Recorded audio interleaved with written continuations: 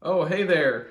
I was just reminiscing back on the old days when we used to go to Assembly Hall and watch the Indiana Hoosiers play basketball, and they had this nosebleed section way high up where you could barely even see the court, and we would always take our binoculars. That would help us to look in and zoom in so we could even see what was going on in the court.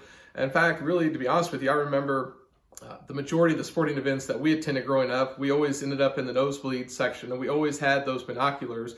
There must have been something special about those tickets, those seats, but those binoculars helped us to see what was going on the court and on the field, so we could bring that into clear view. I find that same principle here in the Bible. Psalm chapter 5, verse 3 says, "My voice shalt thou hear in the morning, O Lord, in the morning will I direct my prayer unto thee, and will look up."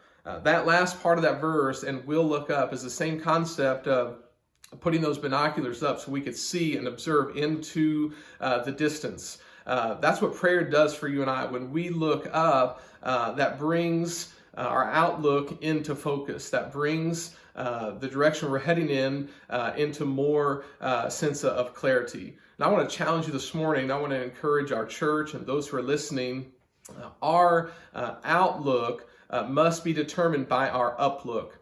We cannot stop and give in to becoming lazy or out of focus or out of sync. Our prayers now more than ever should be increasing. Our uplook should be greater in turn that will help us understand what our outlook is supposed to look like. I just think about current day. I've been to several baseball stadiums, a few, maybe a basketball game or two, and they've brought the stadium right down almost on top of the field, on top of the court. They've almost made it where there's not really a bad seat in the house. In fact, we don't even take binoculars anymore because there's really not an angle where we can't see what's going on.